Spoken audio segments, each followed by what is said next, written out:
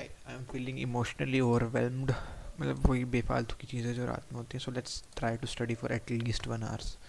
Let's go.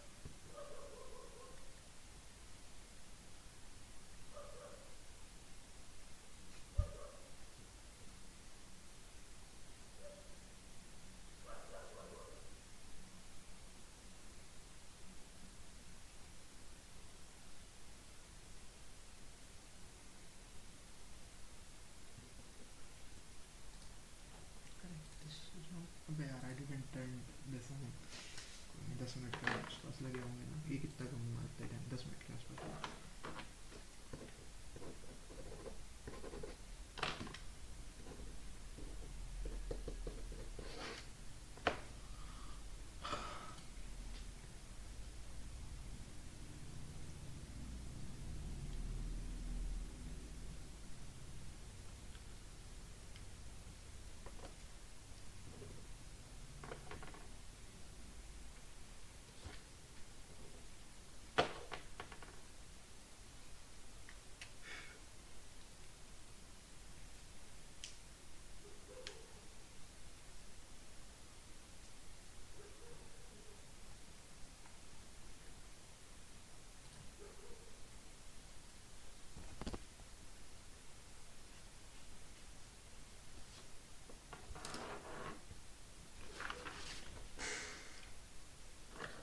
Computer का lecture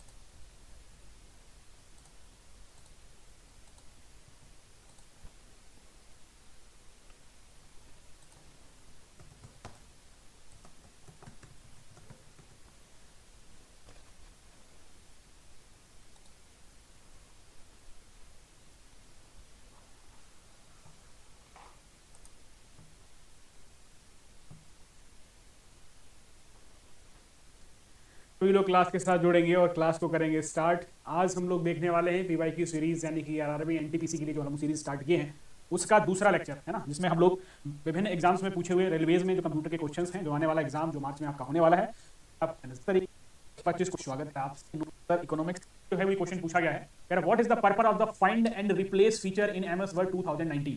अगर MS word बात करूं इसका मतलब उस और बात करूं फाइंड एंड रिप्लेस फीचर, ये कहां मिलता है? तो आपको ये मिलेगा होम टैब में। कहां मिलेगा? ये आपको होम टैब में मिलेगा। क्लियर है ना? होम टैब के अंदर आपको एक ग्रुप मिलता है, होम टैब के अंदर आपको एक ग्रुप मिलेगा जिसका नाम है एडिटिंग ग्रुप, है ना, जिसका नाम है एडिटिंग ग्रुप। इस ऑप्शन जो है सिलेक्शन मिलेगा के अंदर आपको ये ग्रुप मिलेगा ना, एडिटिंग वाला, फाइंड रिप्लेस और सेलेक्ट। तो यहीं पर सारे ऑप्शन जो है वो आपको मिल जाएंगे। अगर मैं फाइंड के शॉर्टकट की बात करूं, है ना, फाइंड के शॉर्टकट की बात करूं तो कंट्रोल प्लस एफ होता है। ध्यान दीजिएगा, शॉर्टकट की बात करूं कंट्रोल प्लस एफ। एक चीज और नोट कर लीजिए, कभी कभी होम टैब के लिए शॉर्टकट पूछ लिया जाता है, तो होम टैब को ओपन करने के लिए ऑल्ट के साथ आपको क्या प्रेस करना पड़ेगा? एच, है ना, ऑल्ट के साथ आपको एच प्रेस करना पड़ेगा होम टैब को ओपन करने के लिए। ठीक है ना? तो फाइंड का शॉर्टकट क्या हो गया? कंट्रोल प्लस एफ हो गया। उसके बाद अगर मैं रिप्लेस की बात करूं तो रिप्लेस के लिए शॉर्टकट मिलेगा आपको कंट्रोल प्लस एच। ध्यान दीजिएगा, कंट्रोल प्लस एच। और जब आप फाइंड को ओपन करोगे तो फाइंड के अंदर ही आपको एक ऑप्शन मिलेगा गो टू, है ना। गो टू क्या करता है? आपको किसी स्पेसिफिक हेडिंग, किसी स्पेसिफिक पेज या किसी बुकमार्क पर या किसी कमेंट पर जो आपने अपने डॉक्यूमेंट में लगा रखे हैं उन तक डायरेक्ट पहुंचाने का काम करता है। तो गो टू के लिए आपको शॉर्टकट मिलता है कंट्रोल प्लस जी, है ना। मैं पूरी कोशिश करूंगा कि राइटिंग प्रॉपर तरीके से बने ताकि आपको कोई दिक्कत ना हो। तो गो टू के लिए शॉर्टकट क्या बनेगा? कंट्रोल प्लस जी, है ना। फाइंड के लिए क्या बनेगा? Control plus F. एक और कॉमन शॉर्टकट पूछ लिया जाता है F5, है ना। F5 आपका एमएस वर्ड में क्या काम करता है? F5 यूज होता है to open find and replace dialog box. ठीक है ना, replace, find and replace dialog box को ओपन करने के लिए हम F5 का यूज करते हैं। अच्छा, जब आप कंट्रोल प्लस एफ करते हो, है ना, तो कंट्रोल प्लस एफ करते हो तो जो फाइंड का जो नेविगेशन पेन होता है वो किस तरफ खुलता है, ये भी क्वेश्चन आपसे पूछा गया है ना। जब आप कंट्रोल प्लस एफ करते हो, है ना, जब आप कंट्रोल प्लस एफ करोगे तो आपको क्या खुल जाएगा? फाइंड वाला नेविगेशन पेन, है ना। फाइंड का नेविगेशन पेन ओपन होगा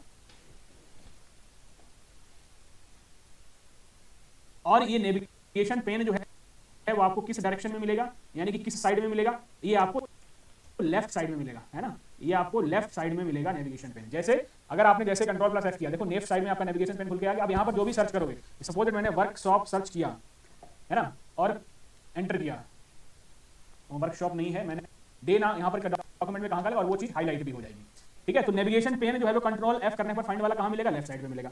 इतनी बातें समझ में आ गई, है ना, इतनी चीजें आपको समझ में आई। अच्छा, बात करते हैं सेलेक्ट की, है ना, बात करते हैं सेलेक्ट की। तो सेलेक्ट ऑप्शन क्या करता है? सेलेक्ट जब ऑप्शन, जब आप क्लिक करोगे सेलेक्ट पे तो आपको ये सारे ऑप्शंस देखने को मिलेंगे। कौन कौन से? इसको मैं इरेज कर दूंगा, इसको मैं दूसरी जगह लिख देता हूं, ठीक है, जस्ट अ सेक। जब आपने कंट्रोल प्लस एफ किया था, है ना, तो कंट्रोल प्लस एफ करने पर जो नेविगेशन पेन होगा फाइंड का, navigation pane of find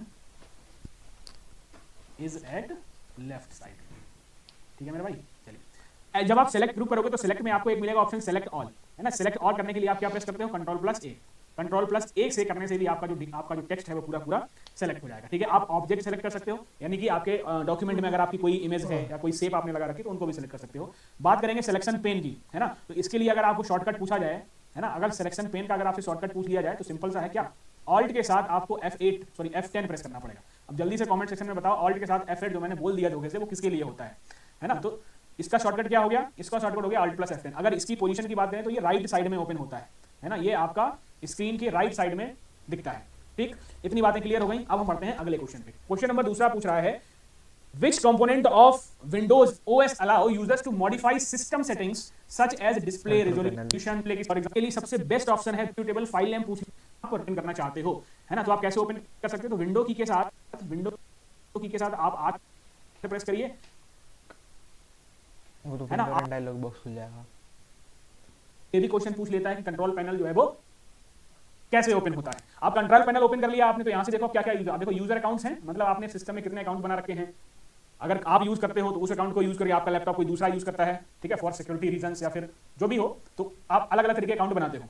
network and internet settings आप यहां से यूज कर सकते हो। आपके डिवाइस पे कौन कौन से हार्डवेयर इंस्टॉल्ड हैं, कैसे साउंड वर्क कर रहा है, ठीक है। चेंज डेट टाइम हो गया, प्रोग्राम्स, यहां से एक क्वेश्चन पूछ लिया जाता है क्या, कि कोई भी आप अपने सिस्टम में सॉफ्टवेयर इंस्टॉल करते हो तो उसको अनइंस्टॉल कहां से किया जा सकता है, तो उसको भी आप कंट्रोल पैनल में प्रोग्राम्स ऑप्शन पे जाके आप यहां से अनइंस्टॉल कर सकते हो। जैसे ही प्रोग्राम्स पर क्लिक करोगे तो आपके यहां पर सारी लिस्ट आ जाती है, ठीक है। जो आपके प्रोग्राम्स यहां पर दिखाई दिए होते हैं, जो आपके में यहां पर इंस्टॉल होंगे, सारी लिस्ट जो है वो आपके सामने उपस्थित हो जाती है। तो आप बात समझ गए, control.exe जो है वो इसकी एग्जीक्यूटेबल फाइल होती है, ठीक है। अच्छा, इसके बाद अगर कमांड प्रॉम्प्ट से भी अगर आप ओपन करना चाहते हो, है ना, कमांड प्रॉम्प्ट से भी अगर आप ओपन करना चाहते हो तो यहाँ पर आपको कंट्रोल R से आपका ये खुल जाएगा और CMD करोगे तो कमांड प्रॉम्प्ट ओपन हो जाएगा। यहाँ भी आप क्या लिख दो, कंट्रोल लिख दो, क्योंकि एग्जीक्यूटेबल फाइल तो सबके लिए सेम रहेगी। जैसे ही कंट्रोल लिखा तुरंत आपका कंट्रोल पैनल ओपन हो गया। तो डिफरेंट वेज से भी क्वेश्चन आपका पूछा गया है। बढ़ते हैं अगले क्वेश्चन पे, ठीक है। तमाम तरीके के ऑप्शन जो है आप यहाँ से देख सकते हो, सारे मैनेज किए जा सकते हैं with the help of control panel. Question number 3 पे आएंगे, कह रहा consider a scenario where a user interact with a touch sensitivity display, है ना। एक कोई यूजर है जो टच सेंसिटिविटी डिस्प्ले को यूज कर रहा है, उससे इंटरैक्ट करता है। Dependent touch input and output device displaying information as a visual response. See, I have done this. Hindi मिल सकता है टेक्स्ट में, Which action by describes the fact of applying bullets or numbering to a selection of text in MS Word. A. Bullets लिखते तो आपको इस तरीके से, ये जो आपका बुलेट ये जो है वो आपका सही आंसर है। अगर मैं बुलेट्स के ऑप्शन की बात करूं तो इसके लिए जो शॉर्टकट आप यूज करोगे, है ना, इसका शॉर्टकट भी आपसे पूछ लेगा, तो कंट्रोल के साथ शिफ्ट के साथ, है ना, कंट्रोल के साथ शिफ्ट के साथ आपको L यूज करना है। क्या यूज करना है, कंट्रोल के साथ शिफ्ट के साथ L यूज करोगे तो आपकी उस सेलेक्ट किए हुए टेक्स्ट में बुलेट जो है वो एड ऑन हो जाएंगे। जो भी आप बुलेट लगाना चाहते हो, या कोई सिंबल वाली हो सकती है या फिर नंबरिंग बुलेट हो सकती है। बुलेट की अगर मैं बात करूं तो आपको ये कहां मिलेगा, ठीक है, जब आप होम टैब में पैराग्राफ ग्रुप में आओगे, है ना, ये आपकी क्या है, ये आपका होम टैब है ना। होम टैब में जब आप पैराग्राफ ग्रुप में जाओगे, है ना, जब आप पैराग्राफ ग्रुप में जाओगे तो आपको यहां पर ये जो ऑप्शन आप ऊपर से देख पा रहे हो, है ना, ये जो ऑप्शन देख पा रहे हो, ये है आपका पहला वाला बुलेट, ठीक है। इसको बोलते हो नंबरिंग, ठीक है, और इसको बोलते हो मल्टी लेवल लिस्ट। इसको क्या बोलते हो, मल्टी लेवल लिस्ट बोलते हो, ठीक है। ये दोनों ऑप्शन मैंने आपको कल की क्लास में समझा दिया था कि किसी भी पैराग्राफ को कैसे इंडेंट करते हो, ठीक है ना। तो ये ऑप्शन आपको मिलता है किसके लिए, बुलेट लगाने के लिए। क्या इसका फीचर होगा, क्या काम होगा, आप इस चीज को प्रॉपर समझ गए होंगे, ठीक है। इसके बाद आप एक ये महत्वपूर्ण ऑप्शन देख पा रहे होगे, है ना, इस बकेट में कुछ कलर जो है वो आपको फैलता हुआ नजर आ रहा है, तो इस ऑप्शन को बोलते हो आप शेडिंग ऑप्शन, है ना। इस ऑप्शन को क्या बोलते हो, शेडिंग ऑप्शन। यहाँ से कई बार क्वेश्चन पूछा है, शेडिंग काम क्या करता है ना, शेडिंग क्या काम करता है, चेंज द कलर, जो भी आपका टेक्स्ट होता है उसके पीछे का कलर बनता है ना, change the colour behind the text, यानी कि जो भी आपका टेक्स्ट लिखा हुआ है उसके पीछे का कलर बदलने का काम करता है ये शेडिंग ऑप्शन, है ना। अगर मैं इस ऑप्शन की बात करूं, है ना, ये आपका जो पैराग्राफ मार्क्स होता है ना, ये आपका पैराग्राफ जो मार्क्स होते हैं उसको शो करने के लिए होता है। तो इसको अगर आपको शो या हाइड करना है तो उसके लिए आपको शॉर्टकट होता है क्या, कंट्रोल के साथ एस्टेरिक साइन, यानी कि जो स्टार वाला साइन होता है उसके साथ आप इसको यूज कर सकते हो। आई बात समझ में। तो बुलेट लिस्ट आपको कहां मिलेगा, होम टैब के अंदर, होम टैब में पैराग्राफ ग्रुप में मिलेगा, और यहां से आप अपने बुलेट नंबरिंग या मल्टी लेवल लिस्ट जो भी है वो आप उसको लगा सकते हो, ठीक है ना। बात आई समझ में, बोलो हाँ कि ना। अच्छा, उसके बाद आपको ये बेहतरीन 4 ऑप्शन भी यहाँ पे दिख रहे हैं, ठीक है। इनका भी बहुत खासा यूज होता है, यहाँ से एक क्वेश्चन पूछ लिया जाता है, एलिमेंट क्या होता है ना, वो आपको कंट्रोल+ आप याद रखिएगा। अगर जस्टिफाइड का क्या होता है जी, अगर मैं इसको डिफाइन करने की कोशिश करूं, है की आ रहे हो आगे MS पावर पॉइंट 2019 के अगर इंटरफेस की बात करो, कह रहा है इनमें से कौन सा आइकन जो है वो किसी भी फाइल को स्टोर होती है ना। क्लिपबोर्ड का, क्लिपबोर्ड क्या होता है, कोई भी टेक्स्ट या कोई भी फाइल जब आप कॉपी करते हो तो कॉपी करने के बाद वो कहां स्टोर होती है, क्लिपबोर्ड में जाके स्टोर होती है ना। स्टोर्ड द कॉपीड टेक्स्ट और फाइल, है ना। क्लिपबोर्ड जो है अपने अंदर स्टोर करता है किसी भी चीज को, जब आप कॉपी करते हो या कोई टेक्स्ट या कोई फाइल कॉपी करते हो तो वो कहां स्टोर होती है, क्लिपबोर्ड में। जब आप पेस्ट करते हो तो कहां से उठ के आती है, क्लिपबोर्ड से ही उठ के आती है। अगर मैं दूसरे ऑप्शन की बात करूं, ये फ्लॉपी डिस्क जैसा नजर आ रहा है ना, इसका कभी कभी नाम पूछ लिया जाता है फ्लॉपी। अगर आपसे ये सिंबल अभी दे दिए तो कभी कभी क्वेश्चन में ये लिख के दे देगा कि फ्लॉपी डिस्क आइकन, है ना। ये क्या है, फ्लॉपी डिस्क आइकन है। ये किसकी तरह मेरे भाई काम करता है, ये यूज किया जाता है किसी भी फाइल को सेव करने के लिए, है ना। किसी भी कहलाता है, इसकी बात बोलते हो क्विक एक्सेस टूल बार बोला जाता है ना, क्विक एक्सेस टूल बार। अब जो क्विक एक्सेस टूल बार होती है वो आपकी टाइटल बार के जस्ट लेफ्ट में मिलती है। जैसे अगर मैं आपको दिखाने की कोशिश करूं तो देखो ये आपकी सबसे ऊपर टाइटल बार है और ये लेफ्ट में आप देख पा रहे हो ये आपकी क्या है, क्विक एक्सेस टूल बार है, ठीक है। तो इस पर कई सारे ऑप्शंस आपको देखने को मिलते हैं। वही पहला ये आपका सेव हो गया, है ना, ये आपका अंडू हो गया, है ना, ये आपका रिडू हो गया। और इस आइकन को भी अगली बार प्रश्न में पूछने की संभावना है, तो इसको बोलते हो स्टार्ट फ्रॉम बिगिनिंग। इसको बोलते हो स्टार्ट फ्रॉम बिगिनिंग। अब इसका मतलब क्या है कि स्टार्ट फ्रॉम बिगिनिंग, जब आप स्लाइड शो करते हो, है ना, तो स्लाइड शो दो तरीके से होता है। एक कि जिस स्लाइड पर आप काम कर रहे हो वहीं से स्टार्ट करो स्लाइड शो। दूसरा जो आपकी पहली स्लाइड होती है वहां से अगर आप स्टार्ट करना चाह रहे हो, F5 दबाऊंगा तो स्टार्टिंग से स्टार्ट हो जाएगी और कंट्रोल F5 दबाऊंगा तो वहीं से स्टार्ट होगी। तो स्टार्ट फ्रॉम बिगिनिंग यूज करते हो, है ना। तो स्लाइड शो मेरे भाई दो तरीके से होता है ना। स्लाइड शो जो है वो दो तरीके से होता है। पहला बिगिनिंग से स्टार्ट फ्रॉम बिगिनिंग, F5, पहला होता है स्टार्ट फ्रॉम बिगिनिंग और दूसरा होता है from current slide. Control F5 from current slide, जिस स्लाइड पे आप काम कर रहे हो उसी स्लाइड से अगर आप यूज करना चाहते हो तो उसके लिए, अगर इन दोनों के लिए मैं शॉर्टकट की बात करूं तो इसके लिए शॉर्टकट क्या है, अगर आप स्टार्ट फ्रॉम बिगिनिंग करना चाहते हो तो आपको क्या प्रेस करना पड़ेगा, F5, ठीक है। और अगर आप करंट स्लाइड से अगर आप स्लाइड शो करना चाहते हो तो क्या यूज करोगे, शिफ्ट के साथ F5, ठीक है। क्या यूज करोगे, शिफ्ट के साथ F5 यूज। अब स्लाइड तो क्या होता है, जो भी आपने प्रेजेंटेशन तैयार की, अब ये अपनी प्रेजेंटेशन मैं आपको दिखा रहा हूं, तो ये जो स्क्रीन आपकी पीपीटी, अब देखो पीपीटी मैंने ये बना के तैयार करी, ठीक है। अब जैसे ही मैं स्लाइड शो किया तो आपको इस तरीके की स्क्रीन, यानी हर एक स्लाइड पूरी स्क्रीन पर दिखने लगती है और मैं अपनी प्रेजेंटेशन आपके सामने स्टार्ट कर रहा हूं। तो ये स्लाइड शो ही तो है, हर एक पीपीटी को स्लाइड को नेक्स्ट करके आप आगे बढ़ रहा हूं, तो ये स्लाइड शो चल रहा है अभी। तो जब मैंने क्लास बिल्कुल स्टार्टिंग में स्टार्ट करी तो मैंने F5 को प्रेस किया था, तभी आपकी पहली स्लाइड आपको देखने को मिली थी। अगर मैं कंट्रोल शिफ्ट प्लस F5 करता तो मेरी जो करंट कंट्रोल नहीं है, स्लाइड सिलेक्टेड थी उस टाइम पर, जो आप पीपीटी प्रोग्राम ओपन था, तो वो वहां से फिर शुरू करता। तो स्लाइड तो दो तरीके से होता है, तो यहां से भी क्वेश्चन पूछा जाता है। अगर मैं इस ऑप्शन की बात करें तो इसको बोलते हो ट्रांजिशन। इसको क्या बोलते हो, इसको बोलते हो ट्रांजिशन। ट्रांजिशन एक इफेक्ट है, एक स्लाइड इफेक्ट है जो आपके, जब एक स्लाइड से जब आप दूसरी स्लाइड पर आते हो तो आपको वो इफेक्ट देखने को मिलता है। तो देखो अभी मैं दूसरी स्लाइड पे आया तो देखो ये इफेक्ट देखने को मिला, अभी तक आपको इफेक्ट नहीं मिल रहा था ना, है ना। मैंने क्या बताया कि जब आप एक स्लाइड से दूसरी स्लाइड पर पहुंचते हो तो उन दोनों के बीच में जो आपको इफेक्ट मिलता है एक से दूसरे पर पहुंचने पर, उसको ट्रांजिशन इफेक्ट बोलते हो, है ना। तो ये जो ऑप्शन आपको दिख रहा है यहां से, ये इसको आप ट्रांजिशन बोलोगे। तो हो सकता है फिगर में देखे आपको इसका एग्जांपल पूछ लिया जाए, है ना, समझ गया ना। तो देखो मैं जब दूसरी स्लाइड पे आया तो देखो ट्रांजिशन इफेक्ट लगा, ये कर्टन वाला स्लाइड इफेक्ट है। अच्छा, उसी तरीके से आपको MS वर्ड में भी मिल जाता है ना, उसी तरीके से आपको MS वर्ड में भी मिल जाता है।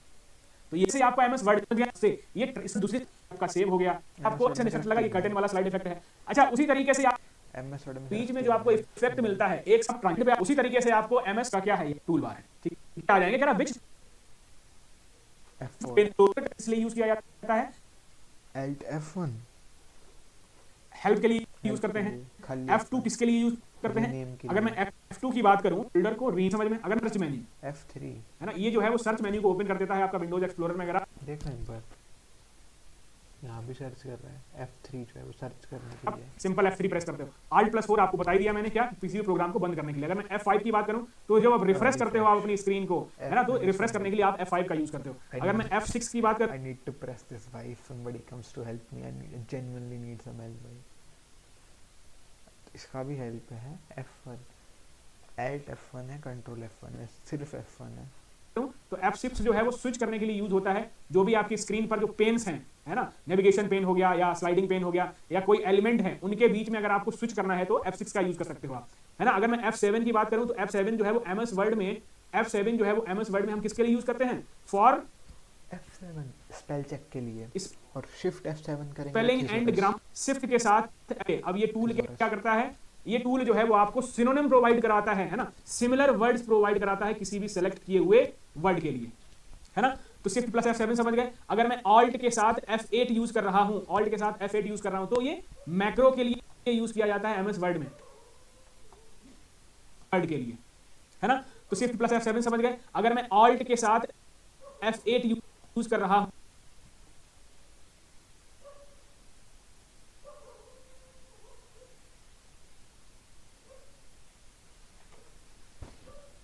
ऑल्ट के साथ F8 यूज कर रहा हूं, तो है ना, सिमिलर वर्ड्स प्रोवाइड कराता है किसी भी सेलेक्ट किए हुए वर्ड के लिए, है ना। तो शिफ्ट प्लस F7 समझ गए। अगर मैं ऑल्ट के साथ F8 यूज कर रहा हूं, ऑल्ट के साथ F8 यूज कर रहा हूं, तो ये मैक्रो के लिए यूज किया जाता है MS वर्ड में,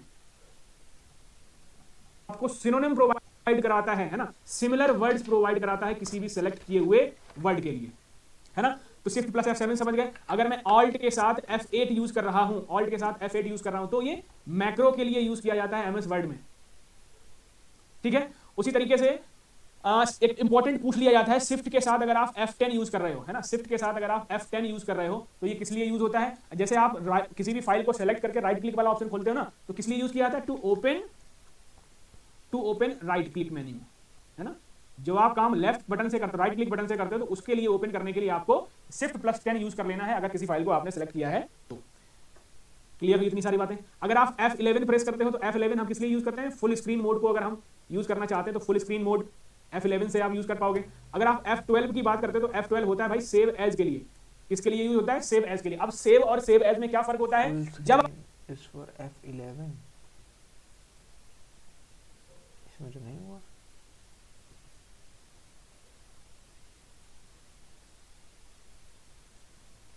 आपने किसी भी फाइल को सेव किया है ना, तो वो जो भी आपने चेंजेस किए तो वो उसी फाइल में चेंज होकर फाइल सेव होती रहती है। और जब आपने सेव एज किया तो जो फाइल आपने ओपन की थी तो वो तो बनी ही रहेगी, और उस फाइल में चेंजेस करने के बाद वो फाइल जो है वो दूसरे फाइल नेम से सेव हो जाएगी, जो भी आप चेंजेस करना चाहते हो। पहली फाइल बिना चेंजेस के एज इट इज रहेगी, और चेंज करने के बाद जब आपने दोबारा सेव एज किया था तो उस फाइल को आप सेव एज कर सकते हो, ठीक है। इतने सारे ऑप्शन समझ गए, सारी चीजें आपको समझ में आई कि नहीं आई, ठीक है ना। तो ये सारे ऑप्शन जो है वो आपको पूछे जा सकते हैं। क्वेश्चन नंबर 7 पे आएंगे, कह रहा है in the architecture of central processing unit Which statement accurately distinguish the function of the arithmetic logic unit ALU? Full form याद रखिएगा, ALU का फुल फॉर्म पूछ लिया जाता है। ALU जो है CPU के अंदर एंड द कंट्रोल यूनिट जो दिल्ली के जितने भी अरिथमेटिक और लॉजिकल इक्वेशन में कह रहा है कि ALU और कंट्रोल यूनिट का डेटा यूज हो रहा है, कैलकुलेट कर रहा है कि ALU है वो होगा करेक्ट। कौन कौन सी प्रोसेसेस यूज होती है, करना क्या, डिकोडेगा, एग्जीक्यूट भी मिल जाता है, राइट, ठीक है, याद रखना। To paste copy which of the following key combination is used to paste the copy route, control V of course, speed set जाएगा, ठीक है। मैंने ऑप्शन दिया शिफ्ट के साथ इंसर्ट, देखें कौन कौन बताता है ना, कमेंट में उसका नाम अनाउंस किया जाएगा। बताना जाना पेस्ट के लिए कौन सा शॉर्टकट होता है ना। शिफ्ट के साथ मैंने कहा डिलीट लिख दो, ठीक है। मैंने कहा कंट्रोल के साथ इंसर्ट लिख दो, कंट्रोल के साथ इंसर्ट कॉपी करेगा, शिफ्ट के साथ इंसर्ट पेस्ट करेगा, शिफ्ट के साथ डिलीट जो कट करेगा। मैं 4 ऑप्शन नहीं दे रहा हूं, मैं आपको यही 3 ऑप्शन दे रहा हूं, ठीक है। इन 3 ऑप्शन में आपको बताना है, पहला ऑप्शन है, दूसरा ऑप्शन है आपके पास, और तीसरा ऑप्शन है। बताओ भाई, देखें कौन ऑप्शन दे देता है, ठीक है। पेस्ट करने के लिए कौन सा आंसर सही है, ठीक है। शशिकांत प्रजापति ने सबसे पहले आंसर दिया है कि इसका आंसर जो होगा शिफ्ट प्लस इंसर्ट, है ना। बिल्कुल सही जवाब दिया आपने। अगर ये ऑप्शन मिल रहे हैं तो बेटर है, लेकिन अगर ऑप्शन उसने घुमा दिए तो शिफ्ट प्लस इंसर्ट जो है वो मेरे भाई किसके लिए होता है, पेस्ट के लिए यूज होता है। आपके कीबोर्ड में इंसर्ट और डिलीट बटन जो है ना, एरो कीज के ऊपर दी हुई होती हैं, तो उनका इस्तेमाल किया जाता है। अगर मैं शिफ्ट प्लस डिलीट की बात करूं तो किसी भी चीज को कट करने के लिए यूज करते हैं, और कंट्रोल प्लस इंसर्ट जो है वो कॉपी किसके लिए यूज करते हैं, कॉपी करने के लिए यूज करते हैं। तो ये 3 शॉर्टकट भी आपको ध्यान रखने हैं। अगर मैं इनकी बात करूं तो पहला वाला शॉर्टकट है किसी भी चीज को प्रिंट करने के लिए यूज करते हैं। वी जो है उसमें आप उस की तरह काम करता है, कंट्रोल प्लस के जो है वो एक्स जो है वो आपका किसके प्लस पूछ ले कर लोगे तो क्या होता है, प्रिंट प्रीव्यू, याद नहीं आ रहा। तो किसी भी फाइल को, किसी भी पेज को, किसी भी डॉक्यूमेंट के पेज को प्रिंट करने से पहले ही आप देख लो कि वो प्रिंट होने के बाद मुझे कैसा दिखेगा, ताकि आपकी इंक ना बर्बाद हो, पेज ना बर्बाद हो। तो उसको बोलते हो आप print preview. To check your document before printing how it shows after the print, ये कैसा दिखेगा, तो प्रिंट प्रीव्यू बोलते हैं उसको। इसके भी शॉर्टकट पूछ लिए जाते हैं, तो पहला शॉर्टकट याद रखिएगा कंट्रोल प्लस F2 होता है, ठीक है। F2 जो है वो रीनेम के लिए होता कैसा है, दिखेगा, तो प्रिंट प्रीव्यू बोलते हैं उसको। इसके भी शॉर्टकट पूछ लिए जाते हैं, तो पहला शॉर्टकट याद रखिएगा कंट्रोल प्लस F2 होता है। कंट्रोल के साथ F2 यूज करोगे तो प्रिंट प्रीव्यू के लिए होता है। इसी के साथ दूसरा एक और पूछ लिया जाता है, कंट्रोल के साथ शिफ्ट के साथ F12 भी होता है ना। कंट्रोल के साथ शिफ्ट के साथ F12 भी पूछ लिया जाता है। अगर ये भी ना मिले ऑप्शन में तो ऑल्ट के साथ कंट्रोल प्लस आई भी होता है किसके लिए, प्रिंट प्रीव्यू के। सभी शॉर्टकट जो है वो प्रिंट प्रीव्यू के लिए यूज किए जाते हैं। देखो कौन सा काम करेगा मेरे साथ। नहीं करा, may be browser don't support sticking print preview. बोलो हाँ कि ना, है ना। तो इतने सारे आंसर्स जो है क्वेश्चन आपको समझने पड़ेंगे, तभी जाके आपका काम होगा। प्रिंट प्रीव्यू के लिए समझ गए, कंट्रोल प्लस F2 का यूज होता है प्रिंट प्रीव्यू, ये भी इसी के लिए यूज होता है, ये भी इसी के लिए यूज होता है। चलिए क्वेश्चन नंबर 9 पे आएंगे। कह रहा which keyboard shortcut is used to make the selected text bold in MS Word. Control B italicise के लिए आई, कंट्रोल यू के लिए अंडरलाइन, कंट्रोल डी तो टेक्स्ट को बोल्ड करना। अब जब आप टेक्स्ट को बोल्ड करते हो तो इससे मतलब क्या है ना, आसान सा शॉर्टकट है, बी फॉर बोल्ड होता है, ये मैंने लिखा बोल्ड, तो इस करें तो इटैलिक हो जाएगा। ये टेक्स्ट को ऐसा लिखा एमएस वर्ड में। फॉन्ट डायलॉग बॉक्स को ओपन करने के लिए आपकी कई अंडरलाइन आती है ना, अंडरलाइन वो भी कैसा, सिंगल अंडरलाइन। अगर मैं आपसे पूछ लूं भैया डबल अंडरलाइन हो तो क्या शॉर्टकट होता, किसी को पता हो तो बताओ जरा, है ना। डबल अंडरलाइन के लिए क्या शॉर्टकट होता है, और वर्ड टू वर्ड अंडरलाइन के लिए क्या शॉर्टकट होता है, वर्ड टू वर्ड अंडरलाइन के लिए क्या शॉर्टकट होता है। अगर पूछ लिया गया तो घबरा जाओगे, तो घबराना नहीं है। Double underline in the sense, अगर आपको किसी टेक्स्ट के नीचे डबल अंडरलाइन करनी है तो डबल अंडरलाइन के लिए क्या होता है, कंट्रोल के साथ शिफ्ट के साथ डी यूज कर लो। कंट्रोल के साथ शिफ्ट के साथ आपको क्या यूज करना है, डी, डी फॉर डॉन, है ना। यानी कि इस टेक्स्ट के नीचे आपको इस तरीके से डबल अंडरलाइन आपको मिल जाएगी कंट्रोल शिफ्ट प्लस डी करने से, ठीक है। अगर आपको वर्ड टू वर्ड अंडरलाइन करनी है तो सिंपल है, कंट्रोल के साथ शिफ्ट के साथ आपको यूज करना पड़ेगा डब्ल्यू। क्या यूज करना पड़ेगा, शिफ्ट लगेगा साथ में। माय गॉड,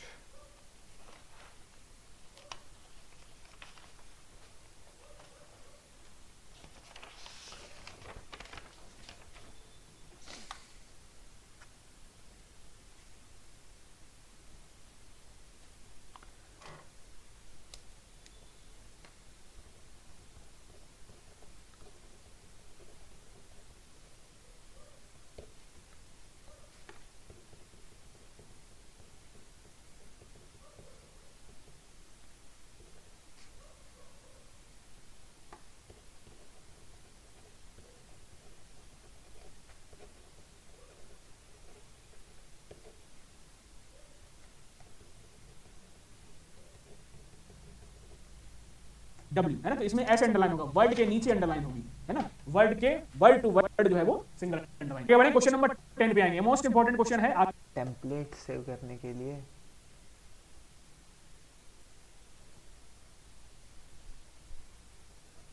आगे भी पूछा जाएगा, which file format is used for saving MS PowerPoint template. अगर किसी भी पावर पॉइंट फाइल को एज अ टेम्पलेट सेव करना है। अब ध्यान दीजिए, पहले टेम्पलेट क्या होता है, तब आएंगे क्वेश्चन की ओर।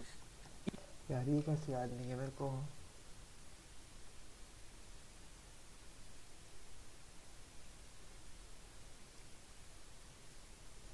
ये क्वेश्चन ऐसे भी पूछा जा सकता है कि जब आपके पास कोई प्री प्रिपेयर्ड कोई स्टाइल, आपके कलर, एक स्टाइल, एक फॉर्मेट तैयार, इसके क्या हो, टेबल में आप थोड़ी एप्लीकेशन बात कर रहा हूं, यहां पर चलता मिलता था डॉट 3 या उसके पहले के एक्सटेंशंस होते हैं। और सेम क्वेश्चन होता है एमएस वर्ड के लिए, एमएस वर्ड में डॉट XLT। तो ये टेम्पलेट फॉर्मेट है किसका, पावर पॉइंट का। ये टेम्पलेट फॉर्मेट है किसका, एमएस वर्ड का। और ये टेम्पलेट एक्सटेंशन है किसका, एमएस।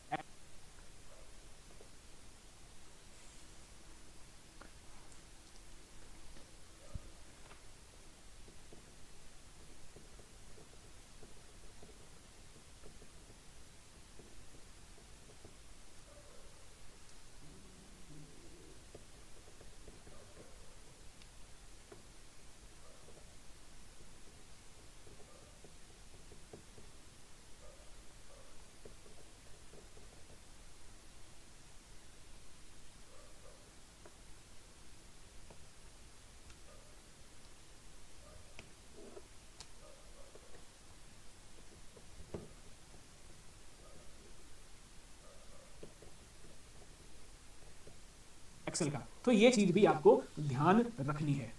बात समझ गए, बोलो हाँ। 2000 डेटा को आप इंपोर्ट या एक्सपोर्ट करते हो तब इसमें यूज होता है, तो इसका मतलब होता है कॉमा सेपरेटेड वैल्यू। तो सीएसवी भी यूज कर सकते हो कॉमा सेपरेटेड वैल्यू को। एक्सेल का ही एक एक्सटेंशन है सेपरेट वैल्यू। आपका नोट मैक्रो इनेबल्ड एक्सटेंशन होगा किसका, पीपीटी का, यानी कि पावर पॉइंट का। तो पीपीटीएम मैक्रो इनेबल्ड होगा। अगर इसी तरीके से आपका उसमें एक्सेल वर्ड में भी हो सकता है ना, तो ये एम की अगर बात करें तो वो मैक्रो इनेबल्ड हो जाता है। अगर एक और मिल जाता है डॉट ओडी डॉट ओडीपी, है ना, ओपन डॉक्यूमेंट फॉर्मेट होता है, तो वो भी मतलब कि आप यूज कर सकते हो। तो ये कुल मिला के कुछ एक्सटेंशंस हैं एमएस ऑफिस के जो आपको याद रखने हैं। रिपीट कर दीजिए, रिपीट कर लो भाई। देखो डॉट, अगर मैंने डिफॉल्ट जैसे एमएस वर्ड में dot D, but T multiple extension जो इंस्ट्रक्शन जो है वो एक साथ लेके चलता है, यानी कि अपने आईपी है ना, पर होती है, यानी कि एक समय पर एक ही इंस्ट्रक्शन एग्जीक्यूट करेगा, है ना, एक समय पर एक ही इंस्ट्रक्शन एग्जीक्यूट करेगा। जब तक एक इंस्ट्रक्शन जो भी है वो कंप्लीट नहीं हो जाता तब तक दूसरा नहीं। तो वो प्रोसेस जो है वो सीरियल प्रोसेसिंग होती है ना भाई। सीक्वेंशियल एग्जीक्यूशन की बात करें तो सीक्वेंशियल एग्जीक्यूशन का मतलब ये होता है कि वो ऑर्डर में काम करता है ना, जो भी इंस्ट्रक्शन उसको जिस ऑर्डर में दिए गए तो एक के बाद एक, एक के बाद एक, एक के बाद एक उसको एग्जीक्यूट करता रहेगा। क्लॉक सिंक्रोनाइजेशन की बात करें तो क्लॉक सिंक्रोनाइजेशन क्या होता है, यानी कि जो भी सीपीयू के आपके जितने भी कंपोनेंट हैं, चाहे एएलयू हो गया, है ना, एएलयू हो गया, आप क्लॉक वो उनको ओवरलैप करते हुए सारे इंस्ट्रक्शंस को साइमल्टेनियसली रिजॉल्व करने की कोशिश करता है। तो उस प्रक्रिया को, उस प्रोसेस को क्या बोलते हो, पाइपलाइनिंग बोला जाता है ना। पाइपलाइनिंग क्या है, एक ऐसी टेक्निक है जिसके माध्यम से जो भी सीपीयू को इंस्ट्रक्शंस मिलते हैं तो एक ही समय पर हर एक इंस्ट्रक्शन को ओवरलैप करते हुए सॉल्व करने की कोशिश करता है। That means pipelining. Clock synchronisation की बात करें या सीरियल प्रोसेसिंग की बात करें तो सीरियल प्रोसेसिंग क्या होती है, यानी कि एक समय पर एक ही इंस्ट्रक्शन एग्जीक्यूट करेगा, है ना, एक समय पर एक ही इंस्ट्रक्शन एग्जीक्यूट करेगा। जब तक एक इंस्ट्रक्शन जो भी है वो कंप्लीट नहीं हो जाता तब तक दूसरा नहीं। तो वो प्रोसेस जो है वो सीरियल प्रोसेसिंग होती है ना भाई। सीक्वेंशियल एग्जीक्यूशन की बात करें तो सीक्वेंशियल एग्जीक्यूशन का मतलब ये होता है कि वो ऑर्डर में काम करता है ना, जो भी इंस्ट्रक्शन उसको जिस ऑर्डर में दिए गए तो एक के बाद एक, एक के बाद एक, एक के बाद एक उसको एग्जीक्यूट करता रहेगा। क्लॉक सिंक्रोनाइजेशन की बात करें तो क्लॉक सिंक्रोनाइजेशन क्या होता है, यानी कि जो भी सीपीयू के आपके जितने भी कंपोनेंट हैं, चाहे एएलयू हो गया, है ना, एएलयू हो गया, आपका सीयू हो गया, है ना, और आपका रजिस्टर्स हो गए, है ना, आपके जो रजिस्टर्स हो गए, ये सारे के सारे सिस्टम यानी कि क्लॉक सिंक्रोनाइजेशन के थ्रू एक साथ मतलब कि सिंक होकर काम करते हैं, ताकि इंस्ट्रक्शंस में अगर किसी के साथ कोई भी देरी हो गई तो वही clock synchronisation, ALU, CPU, register सब साथ में काम करते हैं। एक बार इंस्ट्रक्शन छूट जाएगा और कहीं ना कहीं लैगिंग या वो इंस्ट्रक्शन जो है वो कंप्लीट नहीं हो पाएगा। तो एक साथ सारे सिंक्रोनाइजेशन बताइए।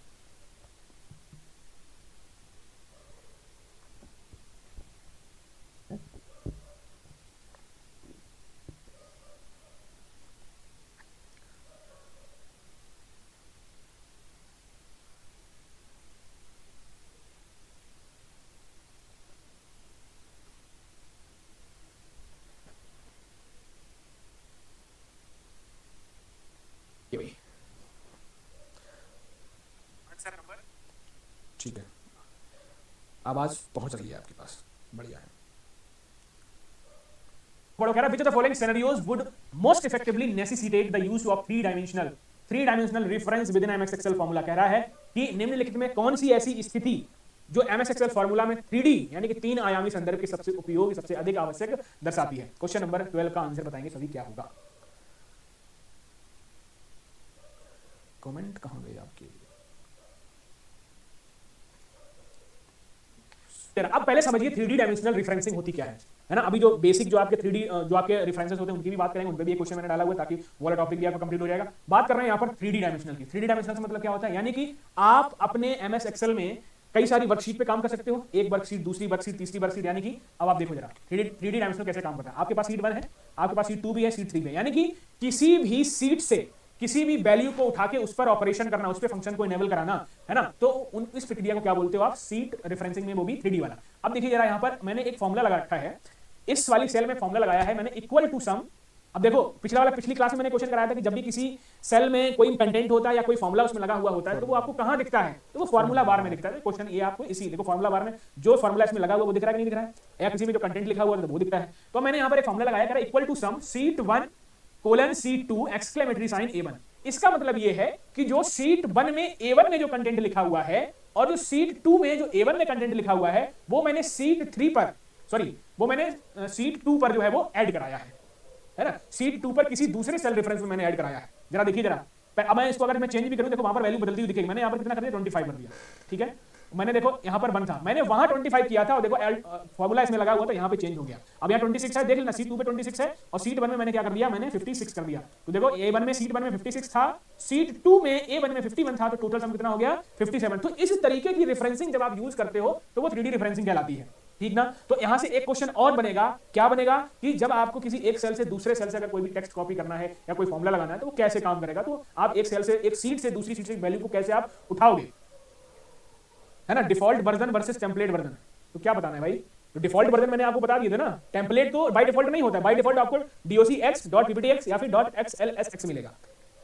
ठीक है, तो आते हैं अपने क्वेश्चन पे, कह रहा है अप्लाइंग कंडीशनल फॉर्मेटिंग। अब यहां पर कंडीशनल फॉर्मेटिंग की बात नहीं कर रहा है, क्रिएटिंग चार्ट की बात नहीं कर रहा है, summing values from a specific cell across a sequence of identically structured worksheet representing monthly data for, ये तो इसने एक एग्जांपल सा दे दिया। तो summing values for specific cell across sequence of identically structured worksheet, तो ऑप्शन नंबर सी जो है वो इसका करेक्ट आंसर हो जाएगा। ये चीज इसको आता नहीं है एक्सप्लेनेशन भाई।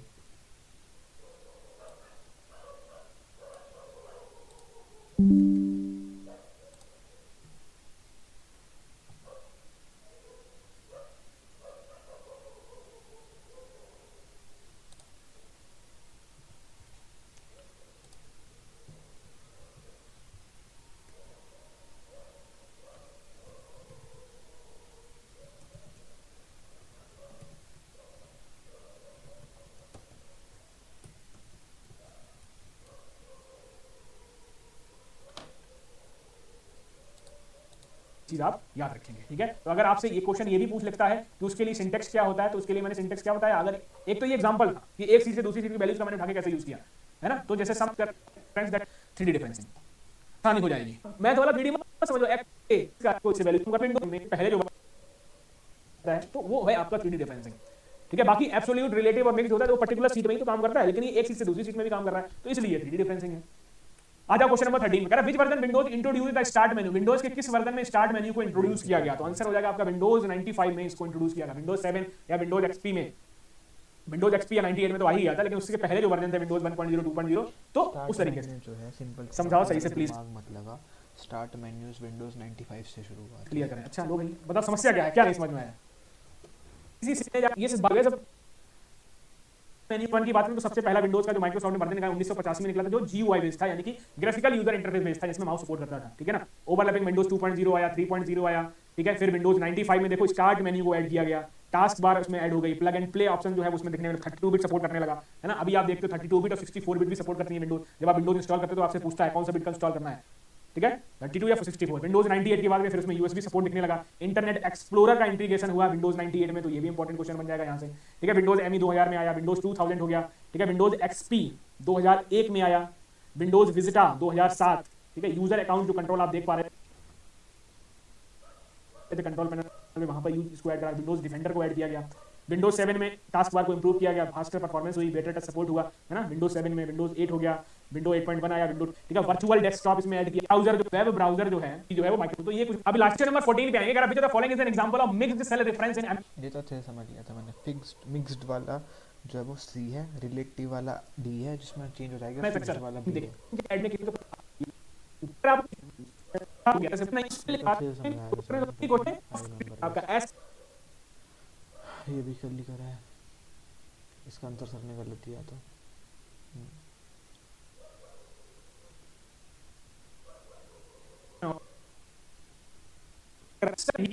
क्या है मिला के फिलहाल ये रिलेशन समझिए, इसमें नम सकते हैं convert binary to octal equivalent. सबसे पहले तो मेरे को इसको डेसिमल में करना पड़ेगा, then I will be able to deal with this.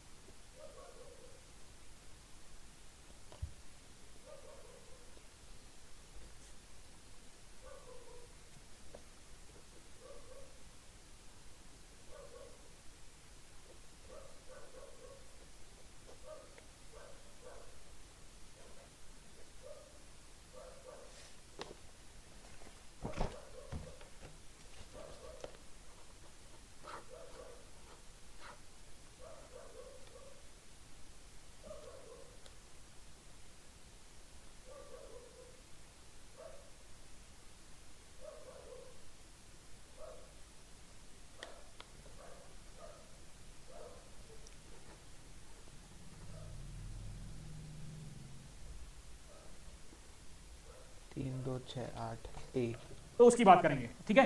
तो अब देखो इस नंबर को आप क्या देखिए, 3 3 के प्रोडक्ट के एक है ना, जहां काट दो ये हुए, इसका आगे नंबर बता समझिए, एक एक ये हो जाएगा, क्या है उसका बेस है decimal number system to octal. अब इस डेसिमल डायरेक्ट दे रखा है, जो हम यूज़ करते हैं वो डेसिमल ही होता है।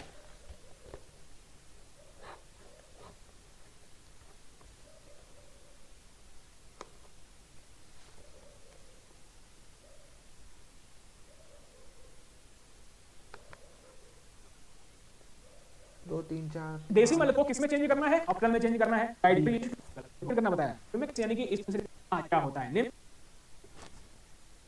रेफरेंस एरर, मतलब आप किसी फॉर्मूले को यूज में ले रहे हो और उसी को डिलीट करना चाह रहे हो। लिखित में से किसी होता है, इस रोकने का करेक्ट आपको हैशटैग नेम नाम से एरर मिलेंगे। क्या हो गया? कोई आपने गलत डेटा या टेक्स्ट सर्च के लिए F3 होता है, या गलती ऑपरेशन कुछ गलत कर दिया तो आपको वैल्यू का एरर मिलेगा, है ना, रॉन्ग डेटा टाइप है वो। रेफरेंस यानी कि इनवैलिड रेफरेंस आरईएफ मिल गया, कोई न्यूमेरिक वैल्यू जो है वो आपने गलत तरीके से एंटर करी है तो वो नम का एरर देगा, ठीक है। वैल्यू नॉट अवेलेबल तो हैशटैग एन देगा, ठीक है। करेक्ट ऑपरेटर का यूज नहीं किया आपने तो नल देगा, ठीक है। कभी कभी आपने देखा होगा कि जब आपके कॉलम की जो विड्थ है तो है एज आ गया, और जैसे ही मैं इसकी को देखनी पड़ेगी। Question number 19, which type of cell reference in MS Excel modify both column letter and row number automatically बिना फॉर्मूला चेंज तो बोलते हैं। कैप्सुलेट्स कंसिस्ट ऑफ, क्या हो जाएगा, डी प्रोग्राम कंप्यूटर का जो वैन न्यूमैन था ना, वो बोलता था कि एक सिंगल बस है वही एग्जीक्यूट कर रही है। फिर हार्वर्ड आया, उसने बोला कि दो बसेज हैं आपस में, दोनों चीज़ें एक साथ हो रही हैं, आना जाना। पहला उल्टा है, पहला नहीं है, दूसरा तो है ही नहीं, तीसरा भी नहीं है। डी आर्किटेक्ट ने अभी आपको कराया और इंस्ट्रक्शंस दोनों सेम इस पे देता तो पहली को है जो वो की बात करें तो टेक्स्ट लेके दो कंप्यूटरली एग्जीक्यूट कंट्रोलर में यूज किया है। तो architect the one human architecture of Windows OS 2, तो जो आपकी मेन परमानेंट डिलीट कर देगा कमांड है पावर सेल में, पावर तो जरा तो जनरेट, तो अब आ रहा हूं, तो देखो ये सी मेक डायरेक्टरी, तो मतलब एक फोल्डर बना देगा। आइटम ऐसे कर दो, सो रनिंग प्रोसेस तो गेट प्रोसेस सर्विस को स्टॉप करना है तो स्टॉप सर्विस, हेल्प के लिए F1 दबा दो, ठीक है। जैसे वहां, ठीक है, अगर फाइल dir लिखा था तो न्यू आइटम, अगर एक नई फाइल बनानी है तो फोल्डर के लिए डायरेक्टरी है मेकडियर और इसके लिए फाइल है। इसी तरीके से नया कॉपी करना है और निकाल बॉटम है डेट, क्वेश्चन है ना। तो नई स्लाइड को इंसर्ट कंट्रोल करने के लिए आप यूज करोगे कंट्रोल प्रेजेंटेशन को, तो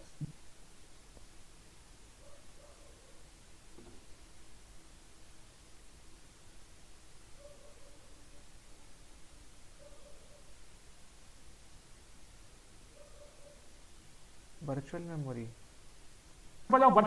यानी ताकि आप दिए तो सेकेंडरी स्टोरेज चाहिए, फटाफट बताइए। एक्सटेंड रैम काम होता है बेस्ट डिस्टेंड करने के लिए, जो the following by this gutter margin by C extra space test आती है, स्पेयर मार्जिन जो है आ सकता है या फिर टॉप और लेफ्ट आउट टैब में जो नहीं सकते कुछ इस तरीके का गटर मार्जिन जो है मिलेंगे हम लोग, खत्म बनाए तो बहुत ज्यादा क्वेश्चन जा सकते हैं, ठीक है। तो काफी सारी चीजों को आपने आज कवर किया, बहुत सारी चीजें आपने सीखी होंगी, ठीक है। कुछ चीजें, बहुत सारी चीजें आपको पहले से पता होंगी, तो चीजें रिवाइज भी हुई होंगी। तो अगली क्लास से हम और बढ़िया बढ़िया क्वेश्चन तो लेके आ ही रहे हैं, तो मजा आने वाला है, तो साथ में बने रहिएगा, ठीक है। चलिए, तो hope you guys enjoy this session.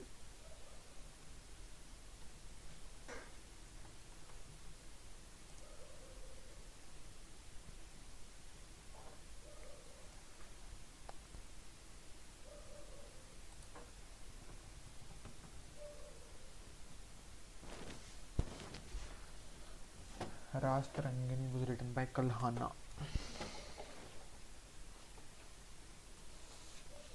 Kalhona हो, who knows?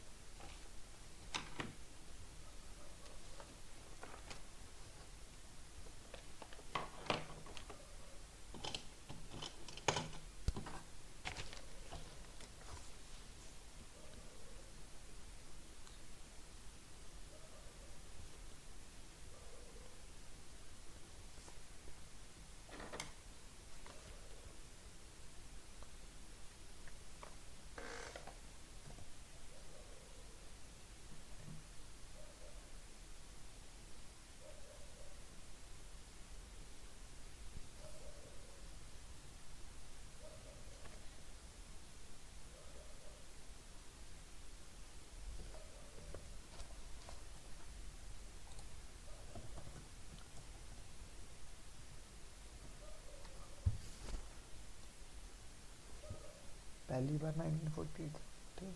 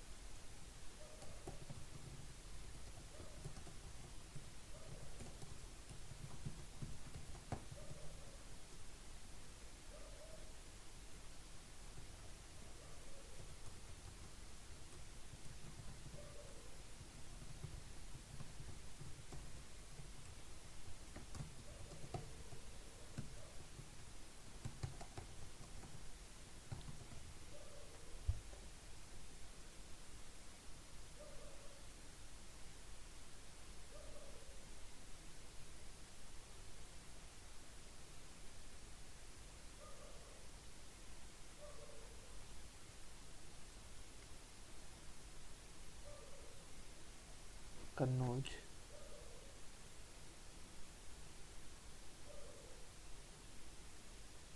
त्रिपाठी स्ट्रगल, पालास प्रतिहारा, गुर्जर प्रतिहारास, पालास और राष्ट्रकूटास। ये हमेशा भूल जाता हूँ यार।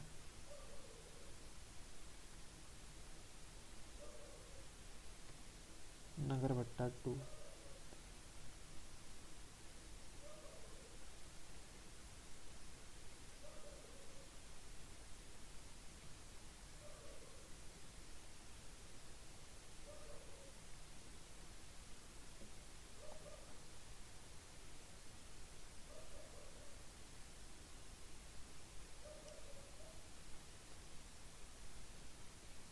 यार इतना याद नहीं है मेरे, बस इतना याद रख सकता हूँ कि मैं कौन कौन था।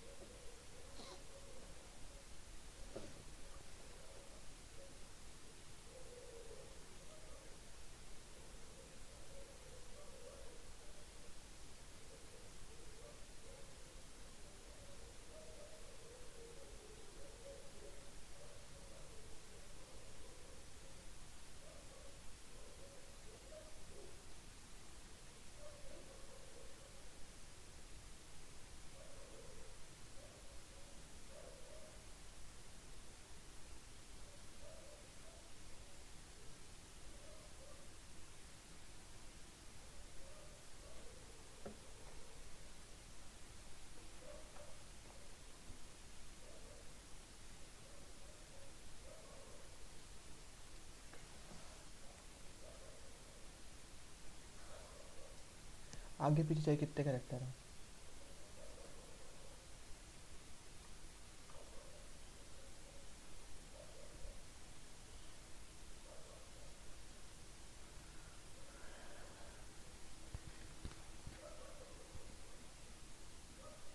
समझ गया।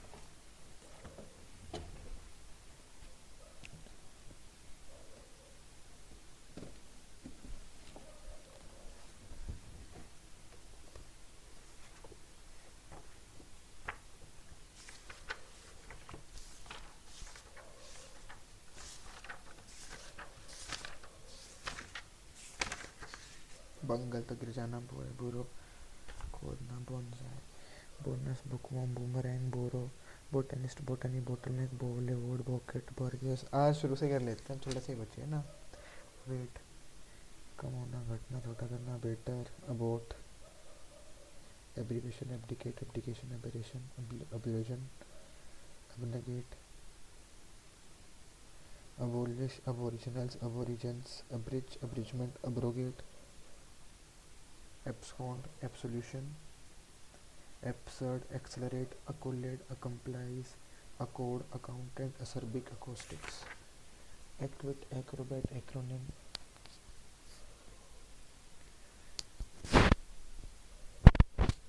acrophobia। acrophobia क्या है? fear of height ही है। act, actionable, activate, acumen, addict, adhere, adolescence, adolescence, adorable, adulterate, adventurous, advocate, aerial, aesthetic, agenda, aggrandize, aggressive, agnostic, agony, album, alchemy, algicide, algicide, fear of pain, algicide है वो, algophobia था, algicide killing of algae, algophobia, fear of pain, alien, alimony, allegory,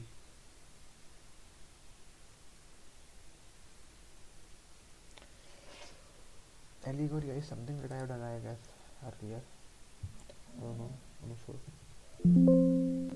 नहीं करा, allegory नहीं करा, इसका मतलब नहीं पता मेरे को। एलिगोरी,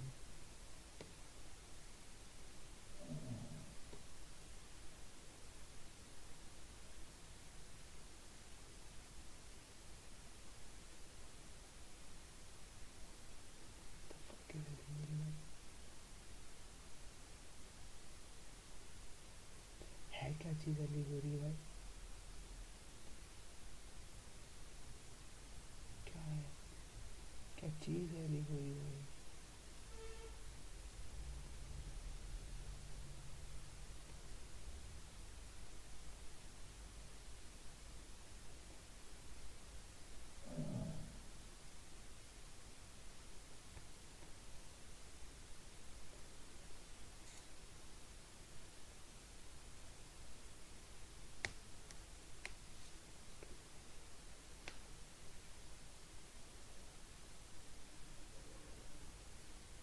जेमिनी क्लाउड,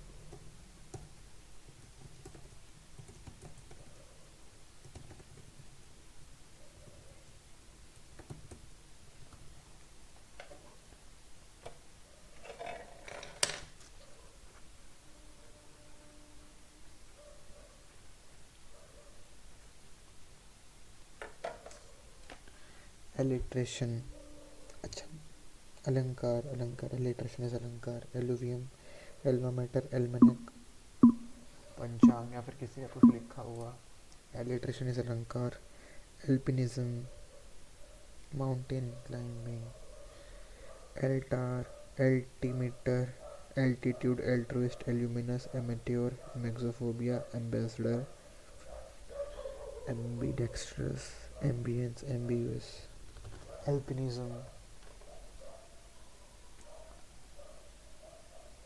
गुड और इविल, एक प्ले, एक एक कहानी भाई,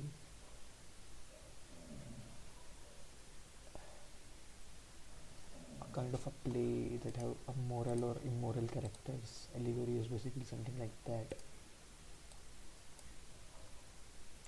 Solecism is repeating unwanted stuff, right? मतलब you are making some mistakes, grammatical or some mistakes. Thank you in scepter, fondling, askance, bungle. He is a punter, tautology, tautology होता है, swam song. This is figment or will-o-wisp. This is sanguinary. ठीक है, कर लूँगा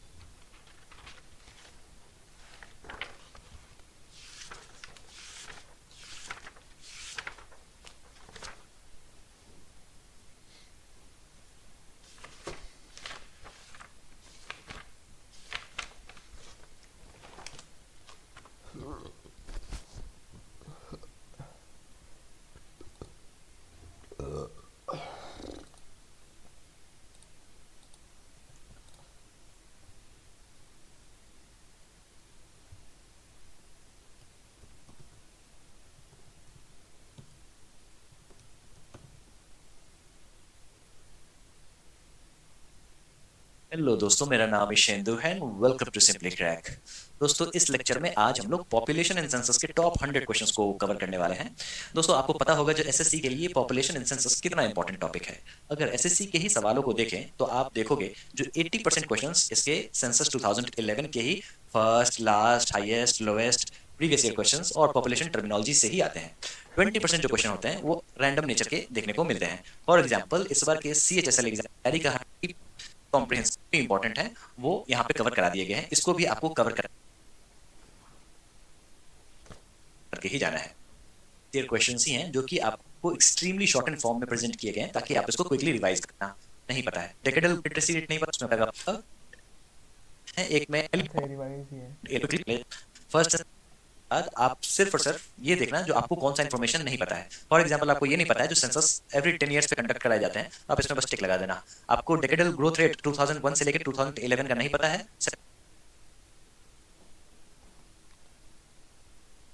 अभी 2011 में 15th national census हुआ था। एवरेज एनुअल ग्रोथ रेट 1.64 है। सेंसस फ्रीक्वेंसी एवरेज 10 ईयर्स है। सेंसस फेज 2 फेजेस में होता है। सेंसस स्लोगन क्या था? और सेंसस और slogan 2000 our census our future. Child sex ratio time पे 943 था। चाइल्ड सेक्स रेशियो 919 था। ओवरऑल सेक्स रेशियो 943 था। Conducted by ministry of home affairs. Crude birth rate 21.8%। Number of live birth, crude birth rate यानी अभी आप बच्चे नवजात शिशुओं का, उसमें डेथ रेट कुछ नहीं है। Crude birth rate is number of live birth पर 1000 population. Crude death rate is 7.1%। Death rate is number of death person पर 1000 person in the year. Decadal growth rate उस टाइम पे कितनी थी? 17.70%। ठीक है। Decline in annual population growth rate कब शुरू हुआ था? 1981 के आसपास हुआ था। Definition of literate person: aged 7 or older who can read and write. Demographic dividend age group 64 करते हैं भाई। सुप्रीम कोर्ट की 65 है ना, तो उससे एक साल पहले तक 15 से 64। ठीक है। इन्यूमरेशन कोड्स 2011 के सेंसस में मेल का 1 था, फीमेल का 2 था, अदर्स का 3 था। Number of question for 29। ठीक है। फीमेल लिटरेसी रेट उस टाइम पे कितना था? 65.46। मेल्स का 82.14। Overall 72.98 something. First census of independent India 1951। फर्स्ट कंप्लीट सिटी सेंसस Dhaka 1830। First official census of India Plowden 1880 में।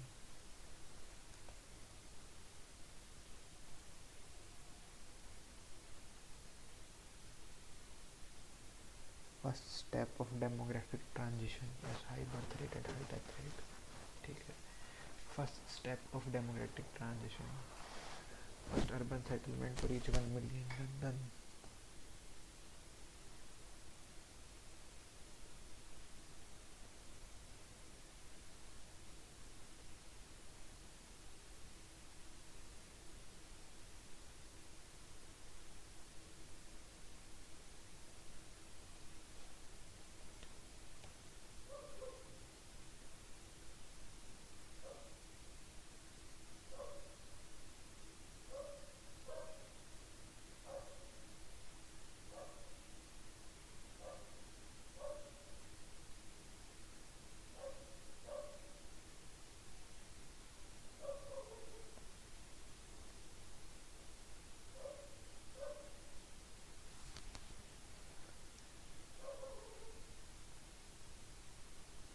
I will take a print of this.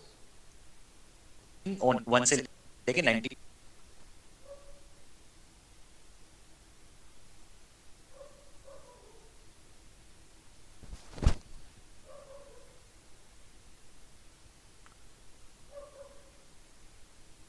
1921 तक, उसके बाद 1921 से लेके 1951 तक यहाँ पे मेडिसिन वगैरह फिलहाल यही है। जो 7 साल का कोई बच्चा उस वो ऐसा है 3 में, और एक इन्फॉर्मेशन आज कलेक्ट हो रहा है एक महीने। नॉन सिंक्रोनस सेंसस जो है वो 1872 में लॉर्ड मेयो ने करवाया था। फर्स्ट सिंक्रोनस सेंसस जो है वो 1881 में हुआ था। Demographic divide, first census of independent India, legal framework, census act of 1948, इसी से सवाल आया है। सेंसस एक्ट ऑफ 1948, इसी से तो सवाल आया है इस बार। ये बात कलेक्ट हो रहा है। First non synchronous census 1872, synchronous 1881। तो उसको हम लोग वन में देखने की गवर्नमेंट इस पे काम इंपॉर्टेंट है, बांग्लादेश में है, वहां पे देखने को मिला था 1830 में। ठीक है, हेनरी वॉल्टर जो थे ये आपको सेंसस कमिश्नर थे और इसीलिए इनको फादर ऑफ इंडियन सेंसस भी कहा जाता है। इंफॉर्मेशन तो बस सेंसस बांग्लादेश में है, वहां पे देखने को मिला था 1830 में। ठीक है, हेनरी वॉल्टर जो थे ये आपको सेंसस कमिश्नर थे और इसीलिए इनको फादर ऑफ इंडियन सेंसस भी कहा जाता है। इन्फॉर्मेशन तो बस इतनी ही थी प्रीवियस ईयर क्वेश्चन के लिए, बाकी मैंने ऐड कर दिया है ताकि अगर आपके पास सवाल आए तो छूटे ना। ठीक है, first official census in India की बात करें तो 1881 में डब्ल्यू सी प्लॉडेन आपको सेंसस कमिश्नर थे। ठीक है, उसके बाद first recorded data on transgender 2011 का जो सेंसस था ना उसमें तब के बारे में वो पूछ देंगे, अरुणाचल के बारे में, यानी कि second state which has notice the high population. तो उसके बाद highest sex ratio, highest rural population Uttar Pradesh में थी। हाईएस्ट सेक्स रेशो केरला में था। Highest sex ratio Indian territories में पुडुचेरी में था। Highest urban population state Goa. Literacy rate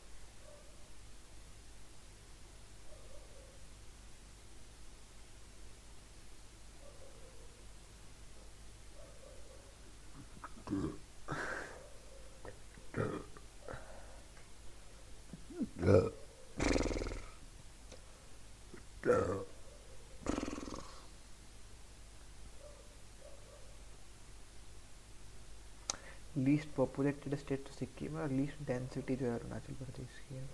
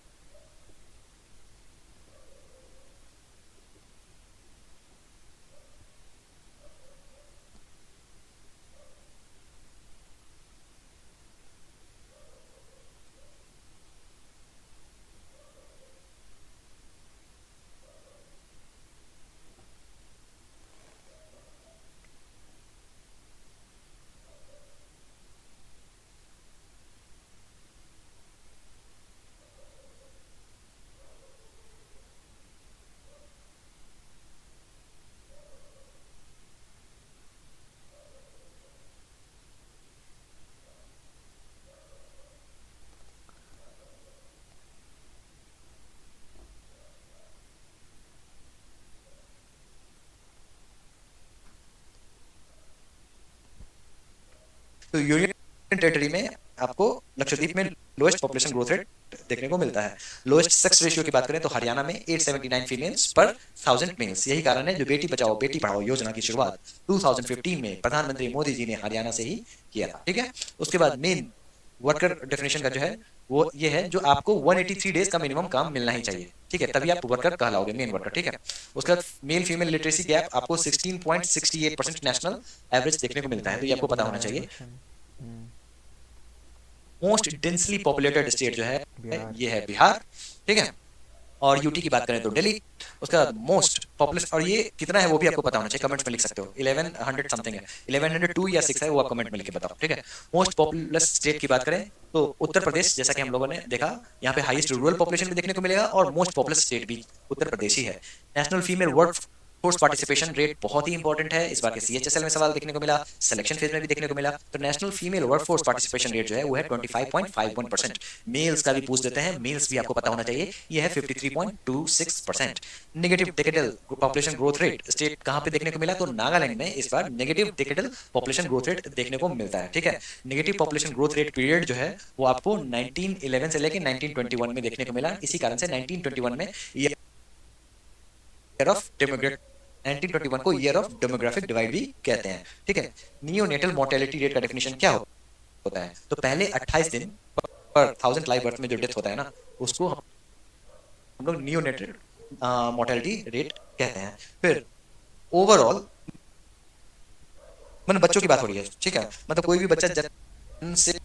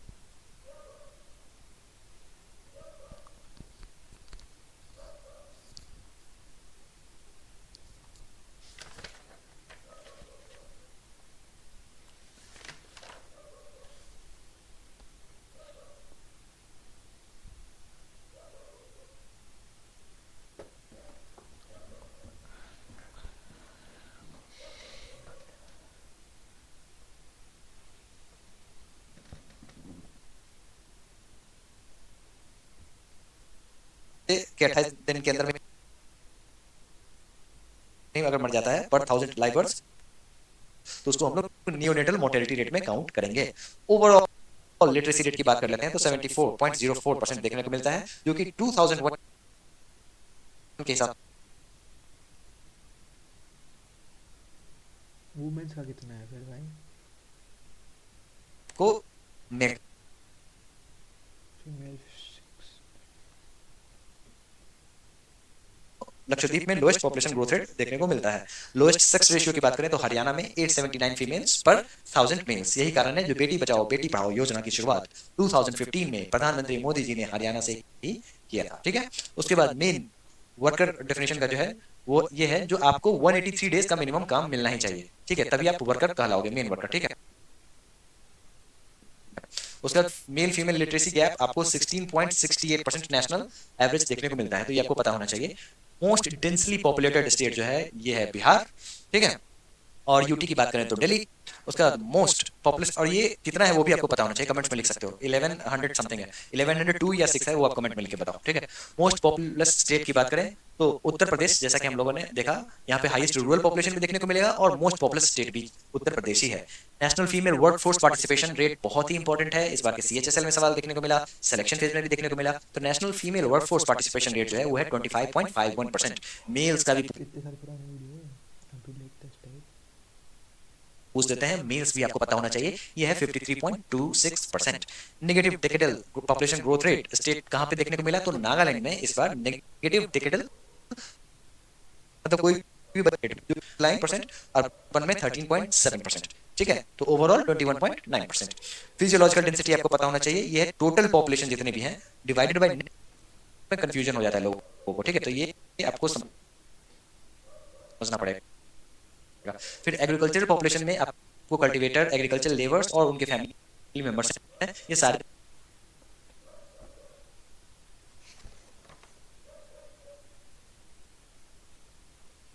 count होते हैं। ये सारी चीजें आपको पता होनी चाहिए। ठीक है, एग्रीकल्चरल पॉपुलेशन जो है ना, एग्रीकल्चरल डेंसिटी, एग्रीकल्चरल डेंसिटी जो है ना, एग्रीकल्चरल डेंसिटी में सिर्फ एग्रीकल्चरल पॉपुलेशन को लेते हैं और फिजियोलॉजिकल डेंसिटी में overall complete population. 9 census fees total कर लो तो फिर I will take out print out of this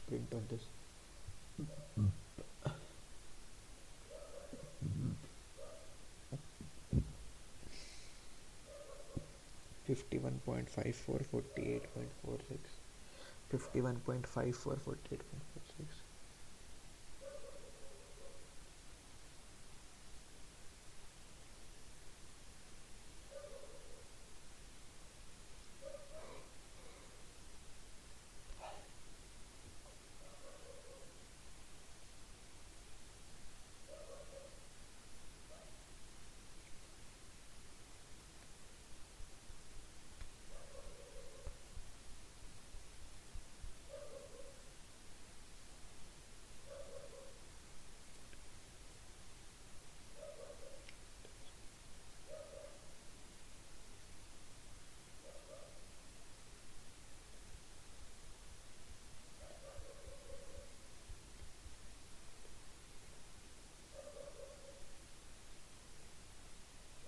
अब 2 आ चुकी है।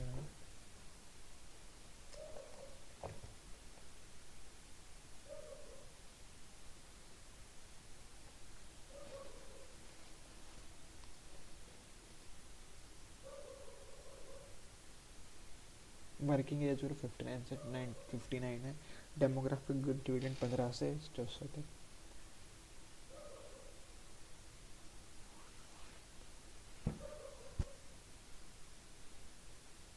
मध्य महाराष्ट्र में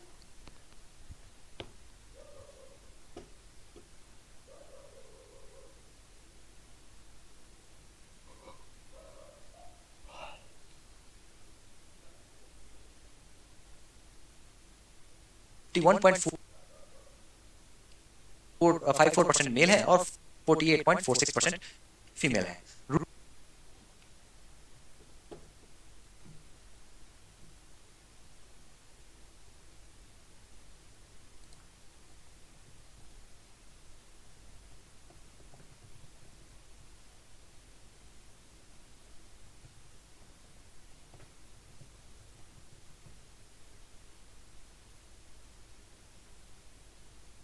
महाराष्ट्र। ओह। रूरल लिटरेसी रेट की बात करें तो मेल लैंग्वेज की बात 8।